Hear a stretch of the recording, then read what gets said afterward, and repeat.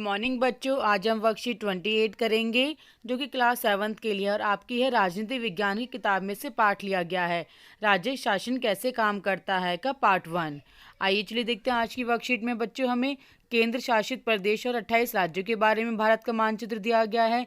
शासन के 3 स्तरों का चित्र दिया गया है और विधायक और राज्यपाल किसे कहते हैं के बारे में बताते हुए प्रश्न उत्तर पर चर्चा करनी है। सबसे पहला टॉपिक है राज्य शासन कैसे काम करता है। तो बच्चों, हमारा देश भारत राज्यों का एक संघ है, ग्रुप है। इसमें 28 राज्य हैं और 8 केंद्र शासित प्रदेश हैं। शासन को सुचारू रूप से चलाने के लिए राज्य और केंद्र शासित प्रदेश जिलों और अन्य क्षेत्रों में बांटे गए हैं ताकि देश में शासन व्यवस्था और काम सही ढंग से हो सके। भारत के हर राज्य में एक विधानसभा है। तो बच्चों, भारत के हर राज्य में क्या है? एक विधानसभा है।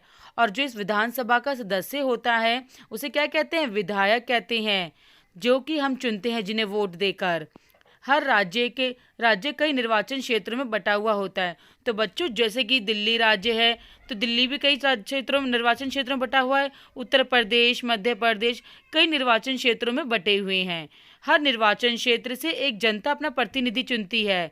जनता क्या चुनती है? अपना नेता चुनती है, प्रतिनिधि चुनती है वोट देकर, जो विधानसभा का सदस्य यानी विधायक कहलाता है।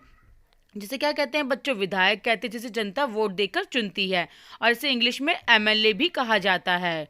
इस प्रकार हमें कह सकते हैं कि विधायक जनता का प्रतिनिधित्व करते हैं, क्योंकि जनता उन्हें वोट देकर चुनती है, इसलिए जनता का प्रतिनिधित्व करते हैं।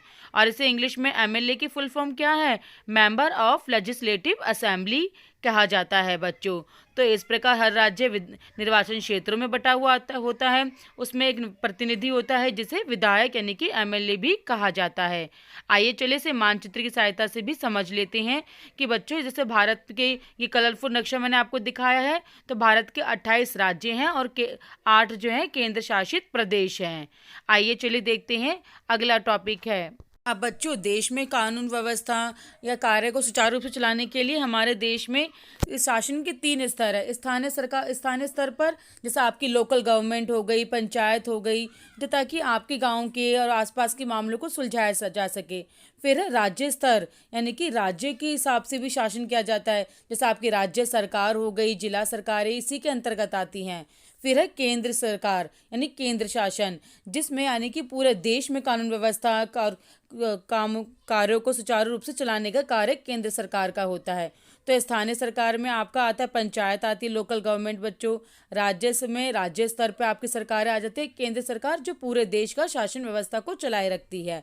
तो इस प्रकार शासन 3 स्तरों पर फॉलो किया जाता है, स्थानीय, फिर उससे ऊपर राज्य और सबसे बड़ा केंद्र शासन।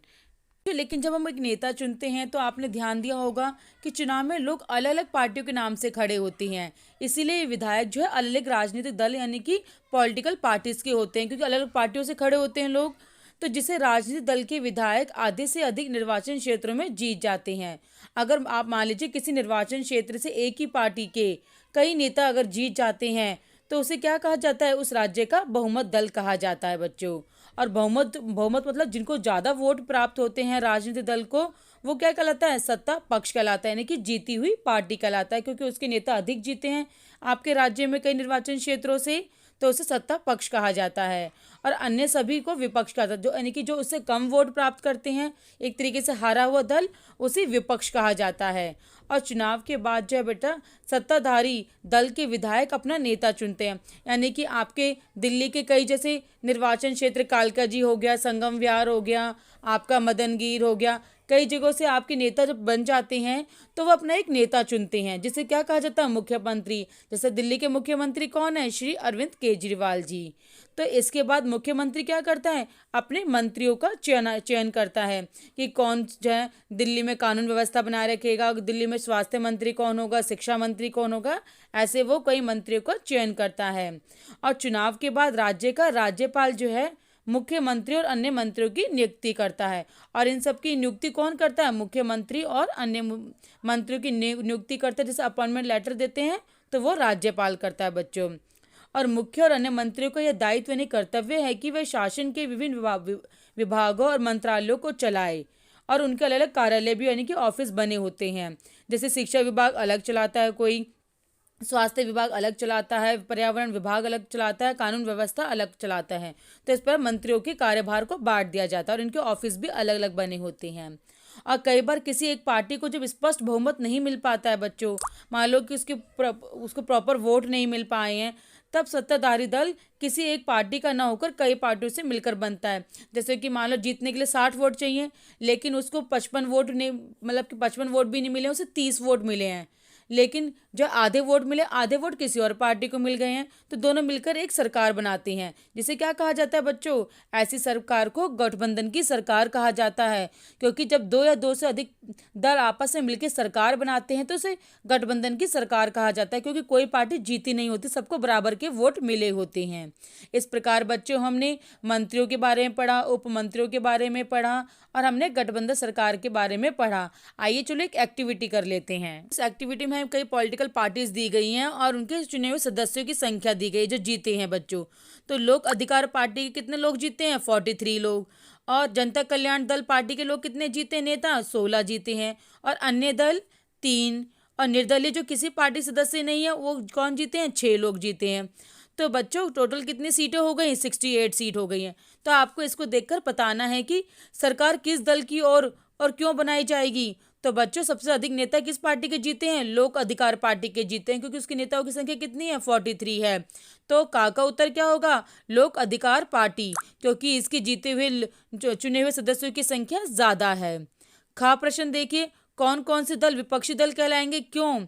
तो बच्चों जैसे जनता कल्याण दल के कम मेंबर्स हैं, अन्य दल के कम मेंबर्स और निर्दलीय दल, 3 के 16 हैं, 3 है 6 मेंबर हैं, तो ये क्या कहलाएंगे? विपक्ष, क्योंकि ये जीती हुई पार्टी से कम वोट मिले हैं इनको।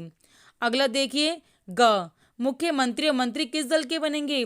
तो बच्चों जैसे हमने पढ़ा जीती हुई पार्टी के बनते हैं, तो यानी कि लोक अधिकार पार्टी जिसके सदस्यों की संख्या 43 यानी 43 है, उस पार्टी के लोग जो है मंत्री और मुख्यमंत्री बनेंगे, यानी कि लोक अधिकार पार्टी दल के नेता जो है मुख्यमंत्री और मंत्री बनेंगे।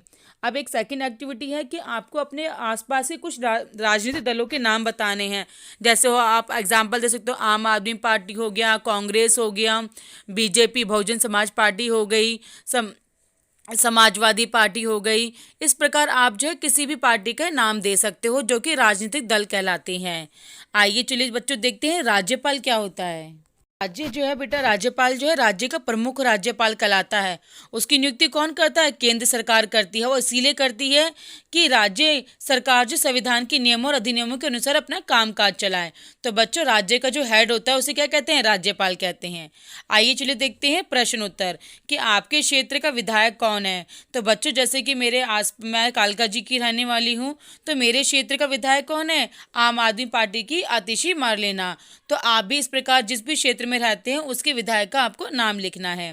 प्रश्न 2, निर्वाचन क्षेत्र व प्रतिनिधि शब्दों का प्रयोग करते हुए स्पष्ट कीजिए कि विधायक कौन होता है, उसका चुनाव किस प्रकार होता है। तो बच्चों जैसे हमने पहला पैराग्राफ पढ़ा था, तो यानी कि भारत की हर एक राज्य में विधानसभा होती है, तो विधानसभा के सदस्य क्या कहते हैं? विधायक कहते हैं।